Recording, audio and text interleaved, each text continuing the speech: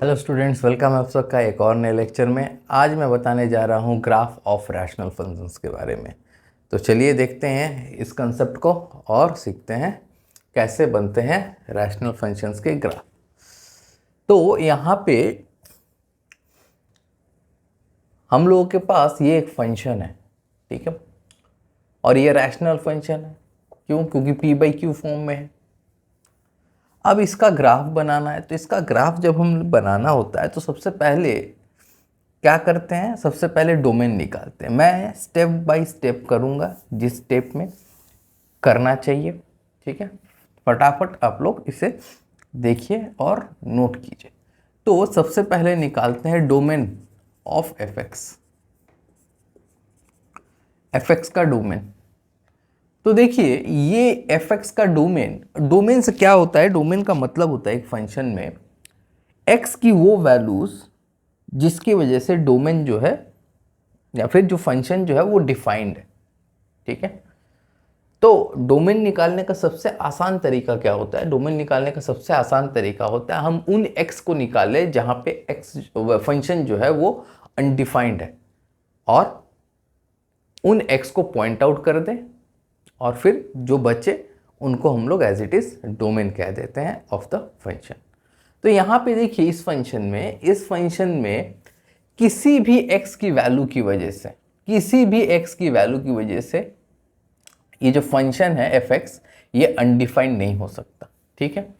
Generally हम लोग domain को डिनोमिनेटर को कंसीडर करते हैं। तो यहाँ पे देखिए x² + x + 1 इक्वल टू, अगर मैं ज़ीरो करना चाहूँ तो इस क्वाड्रेटिक का कोई भी रियल रूट नहीं है, ठीक है। यानी किसी भी x की वैल्यू की वजह से ये एक्सप्रेशन जो है वो ज़ीरो नहीं हो सकता।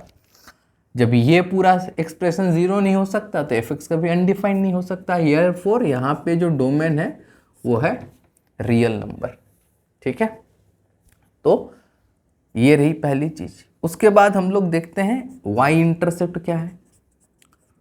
y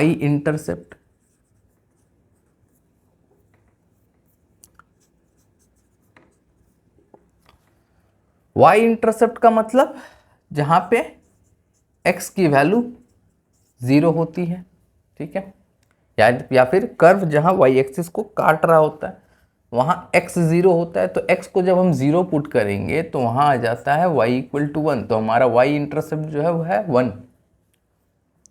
अब निकालते हैं x इंटरसेप्ट। तो उस केस में यहाँ पे अगर हम y को = 0 पुट करें तो वापस से ऐसा कोई भी x नहीं आएगा जिसके वजह से ये ऊपर वाला जो है यानी न्यूमरेटर हो जो है वो ज़ीरो हो। तो यहाँ पे curve has no x intercept, ठीक है। कर्व कहीं पे भी x एक्सिस को नहीं काटेगा। उसके बाद हम निकालते हैं asymptotes,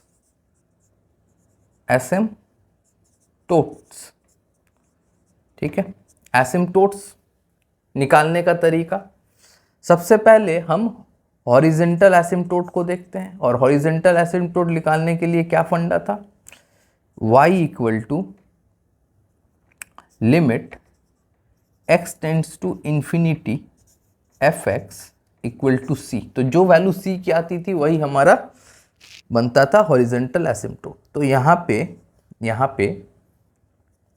limit x tends to infinity, और ये जो फंक्शन है इस फंक्शन में से अगर मैं x² को ऊपर और नीचे से कॉमन ले लूं तो ये बन जाता है कुछ इस तरीके का,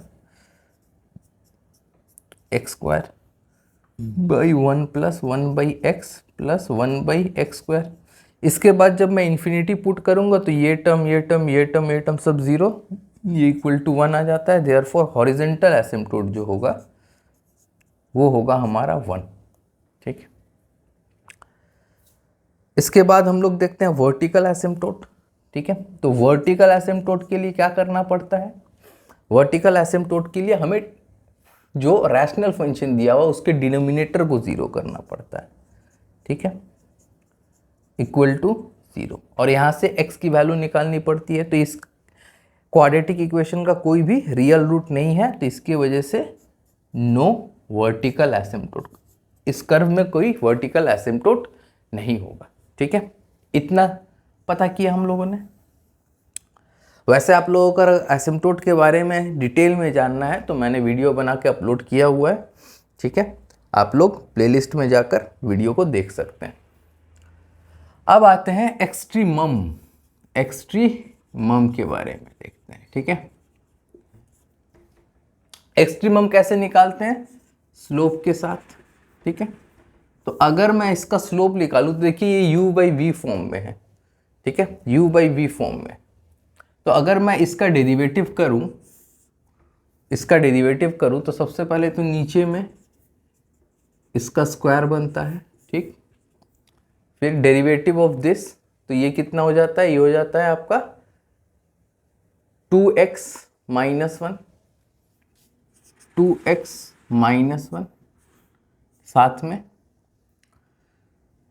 ये इसका मल्टीप्लिकेशन माइनस फिर इसका दैट इज 2x प्लस 1 और साथ में इसका मल्टीप्लिकेशन, ठीक है। जब इसे सॉल्व करेंगे तो यहां से ये हो जाता है 2x³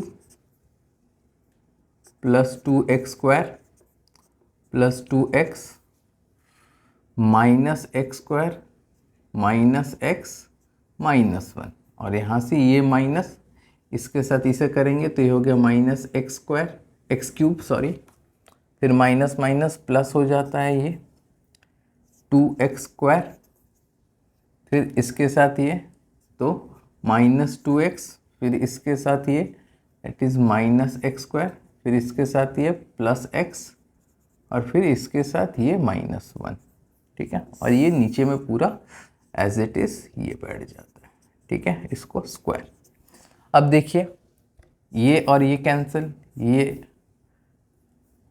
नहीं, ये रहेगा, ठीक है, ये और ये कैंसिल, फिर ये और ये कैंसिल,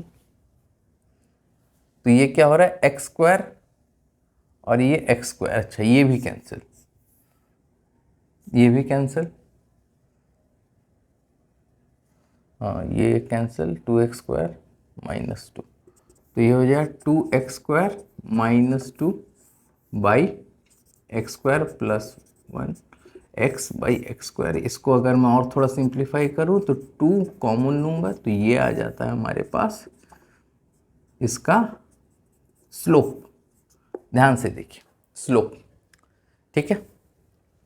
एक्सट्रीमम फाइंड करने के लिए स्लोप को हम लोग इक्वल टू 0 पुट करते हैं और फिर कॉरेस्पॉन्डिंग x की वैल्यू फाइंड करते हैं।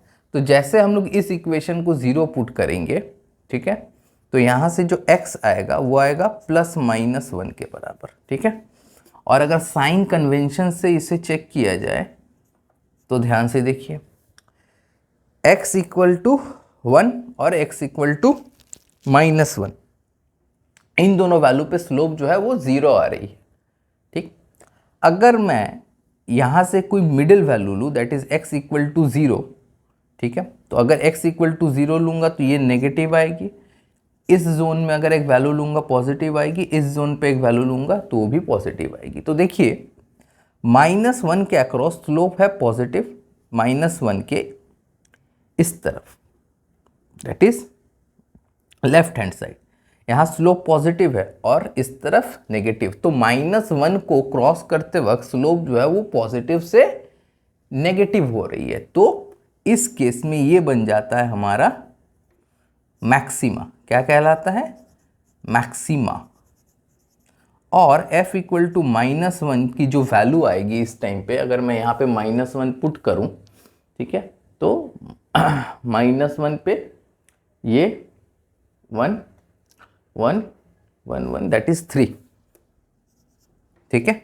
तो maximum value of the function at x equal to -1 क्या होगी, वो होगी 3, और x इक्वल टू -1 पे ये मैक्सिमम वैल्यू आएगी, तो x इक्वल टू -1 हमारी हो जाती है मैक्सिमा। इसी तरह ये वाली वैल्यू जो होगी ये होगी मिनिमा, और f इक्वल टू 1 पे इसकी वैल्यू आएगी 1/3, तो ये हो गई minimum value of the curve. ठीक है, तो ये सारे इंफॉर्मेशन हमें मिले हैं यहाँ पे। ओके, अब हमारा कर्व कैसा बनेगा इन सारे इंफॉर्मेशंस को लेके। तो अगर मैं यहाँ पे कर्व को ड्रॉ करूं, चलिए यहीं पे कर्व को ड्रॉ करता हूं।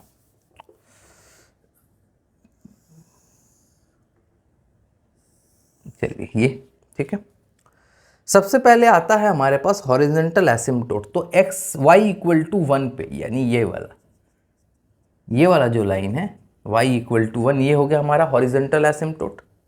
ठीक है, एसिम्पटोट वो लाइन होती है जहां पे कर्व जो है इसे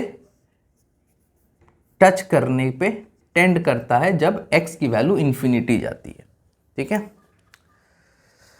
तो यहां तक ये हुआ वर्टिकल हॉरिजॉन्टल एसिम्पटोट, और वर्टिकल एसिम्पटोट तो इसका कुछ है नहीं। ठीक है, अच्छा अब हमारे पास एक पॉइंट है ये 1, और यहाँ पे एक पॉइंट है -1। -1 पे जो x की वैल्यू है वो क्या है, 3 है। 3 मान के चलते हैं, कहीं पे यहाँ पे है, कहीं पे 3। ठीक है, ये 3। 1 पे वैल्यू है 1/3। ठीक है, तो वो पॉइंट मैं यहाँ पे पकड़ के चलता हूँ। चलिए, ये वैल्यू है 1/3। ओके,